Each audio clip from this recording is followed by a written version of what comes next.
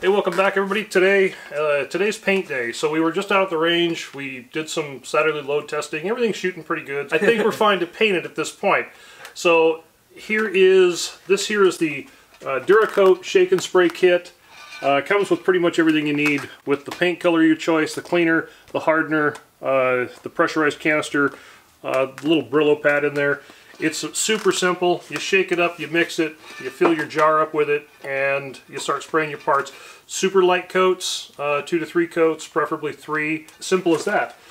So we've also got extra cans of this. They do give you a lot of cleaner with this stuff, a whole lot. So I always wind up with leftover cans that I use for other stuff. So we're going to clean up the barrels, the actions, well, anything that's going to get paint. We're going to clean all that up. So let's get scrubbing.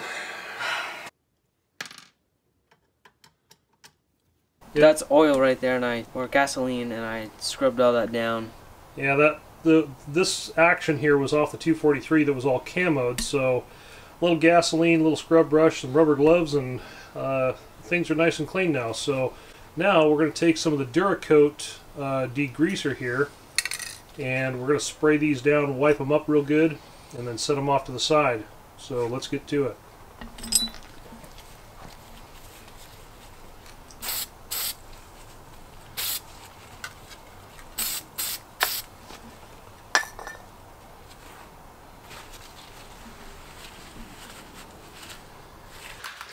Okay, we've got everything cleaned up multiple times, and now I just got to shake this bottle for 3 minutes, add the hardener into the jar, shake it up. We'll start spraying here in just a second. This is mixed. We've got our jar from the kit here, we've got our hardener, and an extra lid to put on this.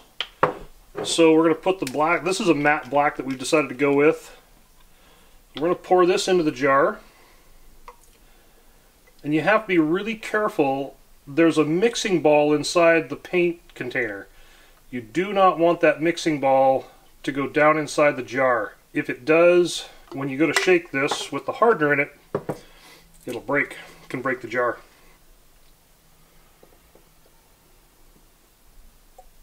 This is really nice because everything is pre-measured. Okay, that's all in there.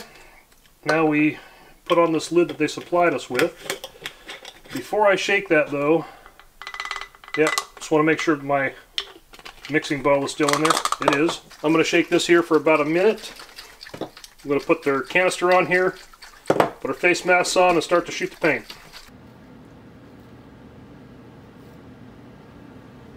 Just making sure we're filling in all the holes here. Just using some Play-Doh, it works pretty well.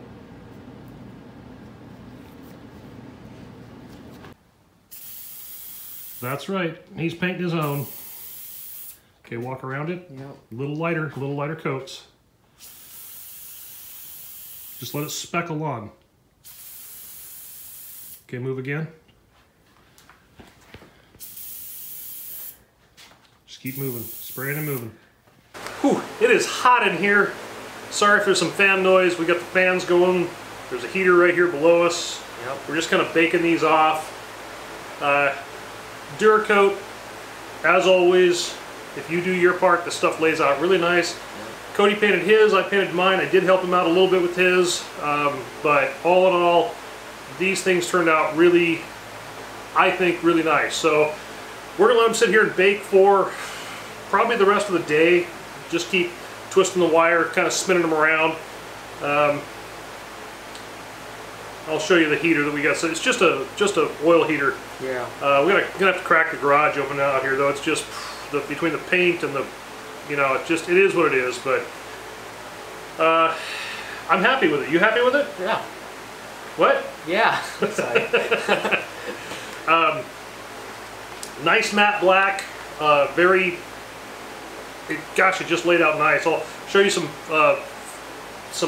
real quick clips on this here. If you take a look, it laid out pretty nice. Now, as this paint dries and shrinks, it's going to look a little different, so I'll also follow up with a few more photographs of this. So Cody painted his muzzle brake on this. I did not paint mine. I'm going to have a stainless muzzle brake at the end.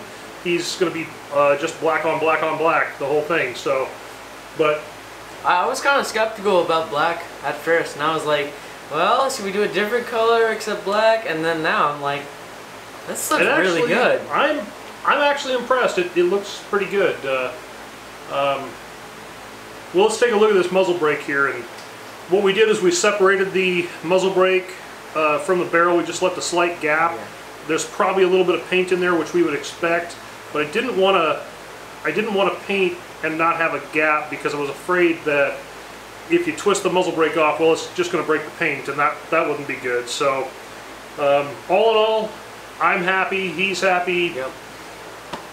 What else can you ask for? We're all happy, right? So, anyways, well, let's let these things bake, and then we'll come back here in just a second.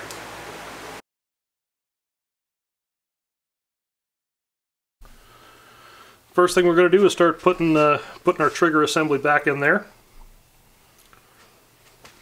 Now this should go... Get it backwards? I do? Yep. Okay. There you go. Should just slide in. Slide up in the channel there. Now back her up. And then the small side hooks there you go. Back here. Now wiggle that around, slide it back and forth a little bit. There you go. It's locked in. Slide it forward. Okay. Now next, your trigger assembly.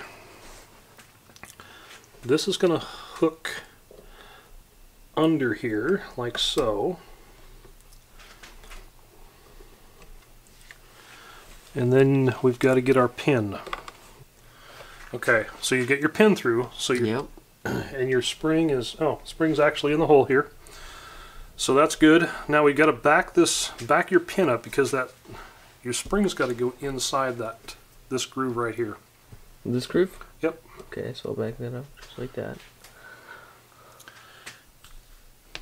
Okay, so the next is he's got to reassemble his bolt.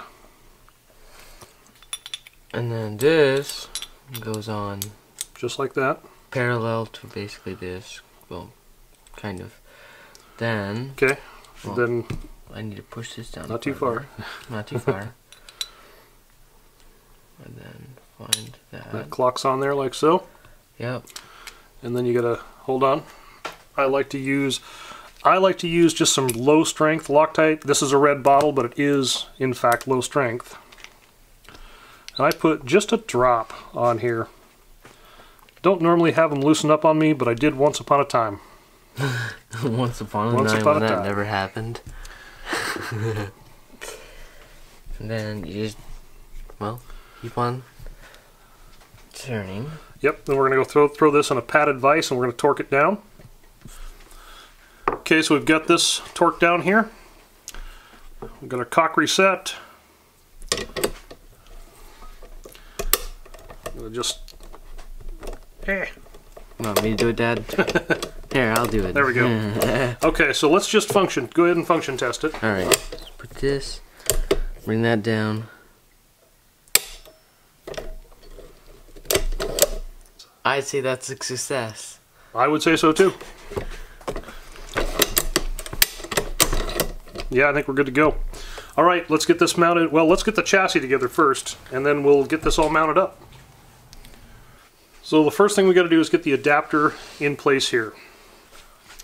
The adapter. Yep, and I'm going to put just a little bit of Loctite on there. And go ahead and screw that in. Low strength again, always low strength. Because no one wants high strength? Not on a gun. Alright, 5/8 wrench. We're just going to give this a snug down here. There we go. Nice and tight. And then on with the buttstock. Now one really cool thing about this is right here you've got an indent, and on the end of this buttstock you've got the corresponding piece here that's just going to basically just go in here and lock in like so. Perfect. So all Cody's really got to do is put the screw in. This one here. Oh. Yep. So there's a screw hole, really hard to see in this, but it's right there. So go ahead and get that started in there. Okay, put that in there and give it a torque down. Make sure it's locked in good and solid before you go torquing it. We're good, we're solid there. Okay, chassis is assembled. Now we're going to flip this around. Put our barrel on. Not the barrel. Put the action end barrel in. Oh yeah. So we're just going to set this in here. And then you'll notice here, this screw for the front of the action has got kind of an oblong washer, and there's a reason for that. So if you look down inside here, it's going to be the holes. The action bolt hole is either going to be to the front or to the rear for a Savage. So this happens to be to the front, so we'll put the oblong side to the rear. I'm going to drop that in there. Okay, so just run that down. Not tight though, leave it actually kind of loose. And the rear, these, you know, the whole kit comes with everything you need, so there you go. Yep, tighten that. Well, don't tighten it totally.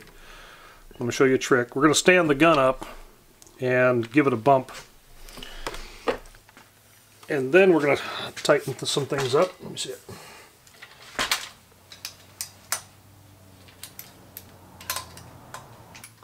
And then we're going to get our torque wrench out and torque it.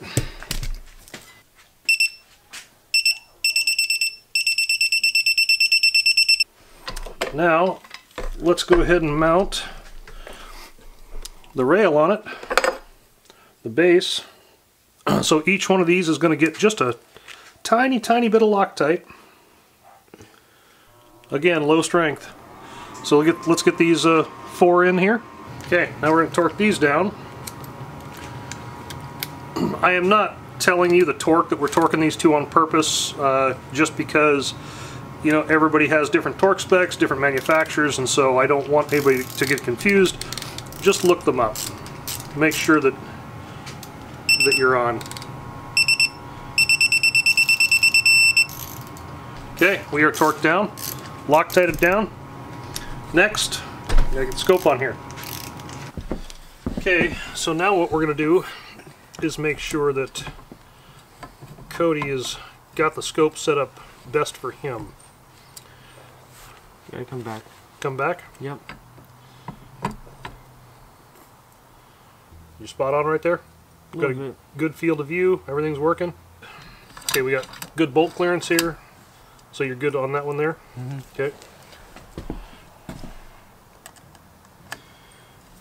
I want to give this scope a shove forward here before we tighten these down. And we will go back and follow up with a torque wrench on those. So we have a plumb bob across the yard, and I just want to make sure that the reticle is working with the scope level.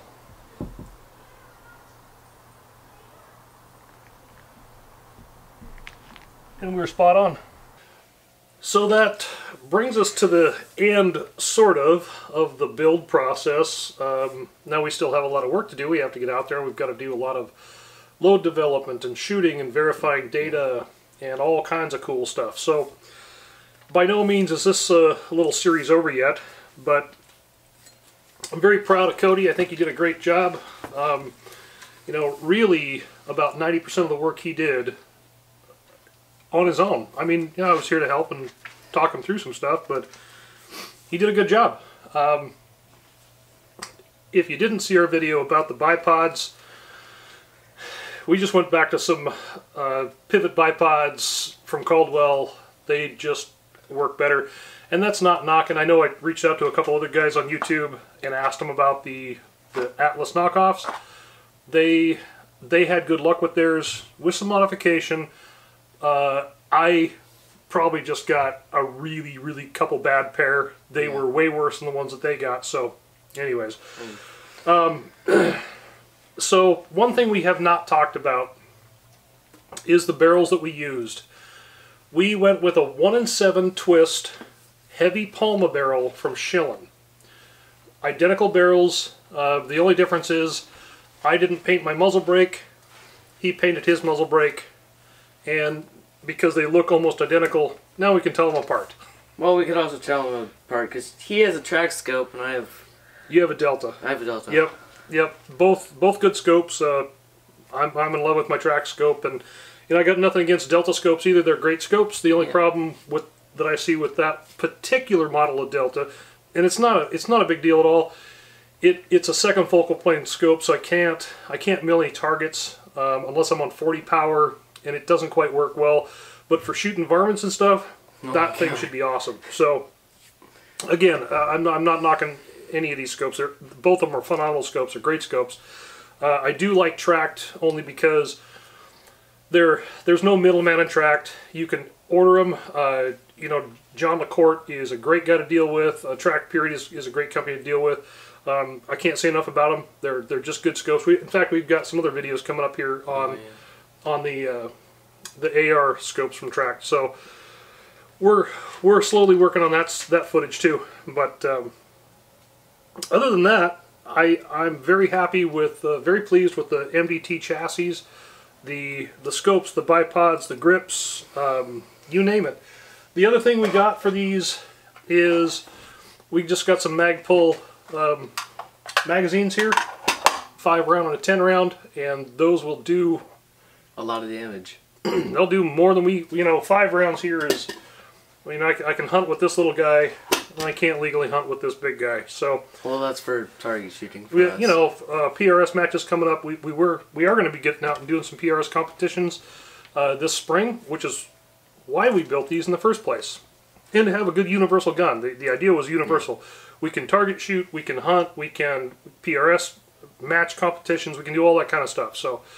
And one of the other reasons why we built this is these are really, really durable guns. Yeah, they're very durable. And they're amazing guns. So one of the reasons why I agreed to build mine with him was so I could have this for a very, very long time. Yeah. And well, until I have to buy a new one. Or no, make one. Well, you can always make more, but you know. I'll just come over here in 30 years and make one. Right. I'll come out here with my walker and whip one out for you. So, anyways, I hope everybody's enjoyed this, and stay tuned because we have a lot more coming with these guns, with ballistic work and all kinds of stuff, and reloading. So, if you haven't subscribed, please subscribe, give it a like, and we're going to see you guys again real soon. Thanks for watching.